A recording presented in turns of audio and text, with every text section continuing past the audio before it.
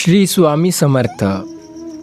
काळ हा अखंड असून सर्वांचा न्यायनिवाडा करणारा एकमेव निष्पक्षातील न्यायाधीश आहे. आपण येत्या जर 3 मिनिटापर्यंत स्वामींचे नाम स्मरण केले आणि त्यांचा हा जीवन बदलवून टाकणारा संदेश ऐकला तर आपल्या आयुष्यात नक्की वेगवेगळे चमत्कार आपल्याला पाहायला मिळतील. स्वामी म्हणतात, आपल्याला जर आयुष्यात योग्य त्या दिशेचा रस्ता मिळाला नाही तर आपण यशस्वी होऊ शकणार नाही.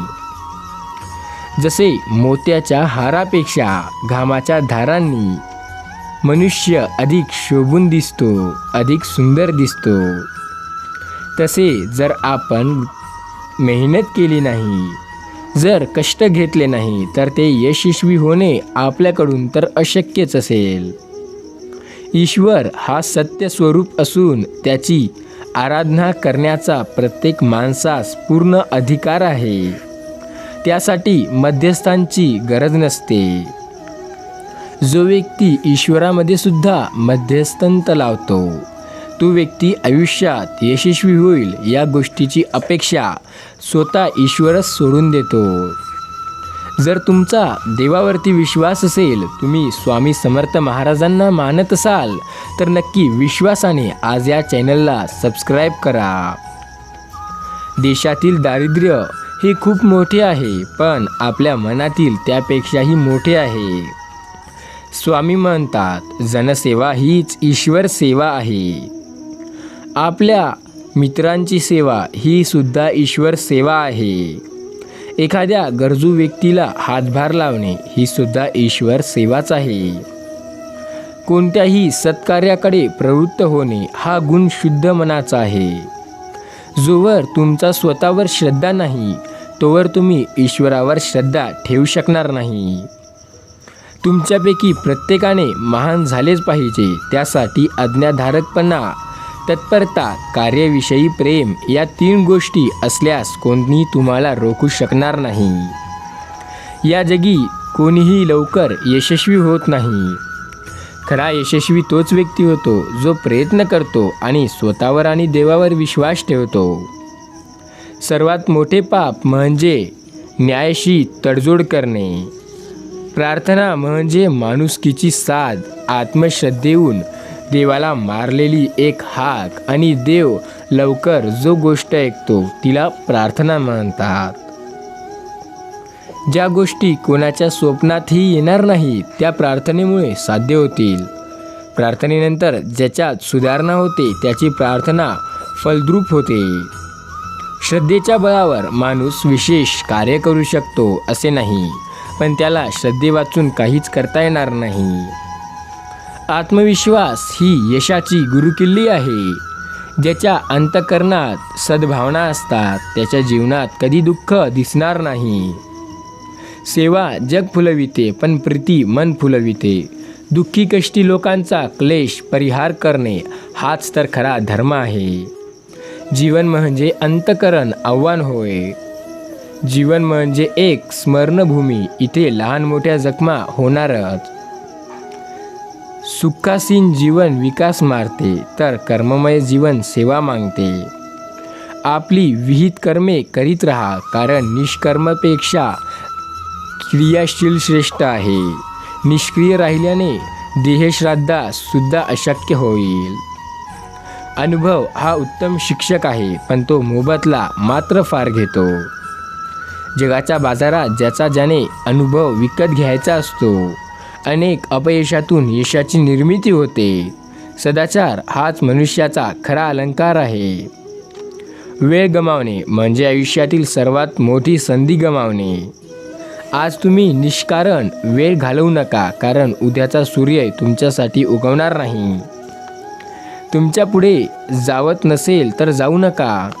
तुम्ही आयुष्यात पुढे काही कर्म करू शकत नसाल तर करू नका, पण जे करत आहे कमीत कमी त्यांना तरी अडथळा बनू नका. देव, देश व मानव यांची सेवा करणारा जो सर्व देतो तो कृतज्ञ होतो. त्याग वैभव आहे, संयमात नाही. त्याग करून दाखवणाऱ्या माणसाचे दुर्मुखलेले असणे हे दृश्य विद्रूप होय. ज्या त्यागात आनंद नाही तो त्यागच नाही. माणुसकीला अलाथून जीवन राहण्यापेक्षा माणुसकीचे रक्षण करता मृत्यू येणे हे सर्वात योग्य.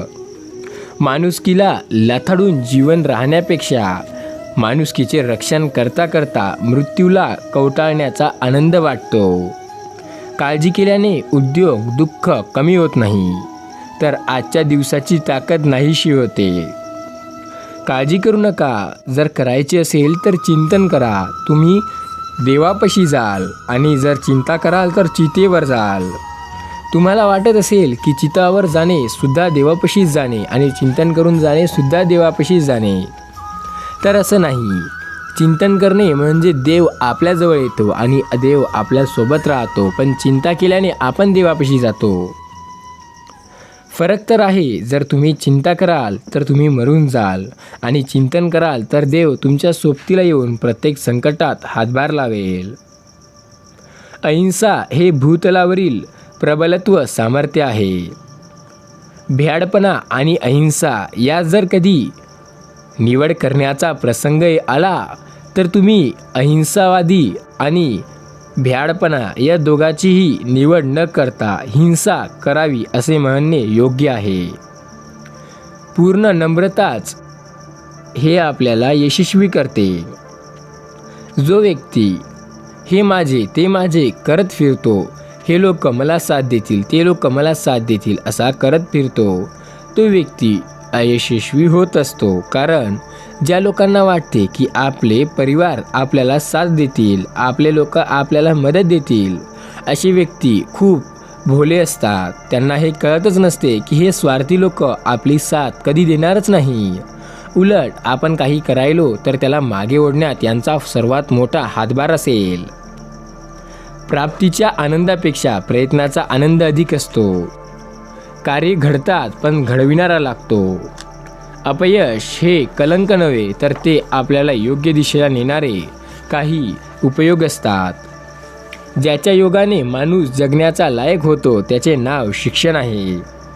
शिक्षण म्हणजे आपले शरीर मन बुद्धी यांचा विकास होय. नवीन गोष्ट शिकण्याची ज्याची उमेद गेली तो म्हातारा झाला. विद्या ही अमर्याद आहे, कितीही घेतली तरी संपत नाही. म्हणून प्रत्येकाने जन्मभर विद्यार्थी राहिलं पाहिजे, जन्मभर शिकत राहिलं पाहिजे. कारण जोवर शिकाल तोवर टिकाल, वाचाल तर वाचाल, हे वाक्य सत्य आहे.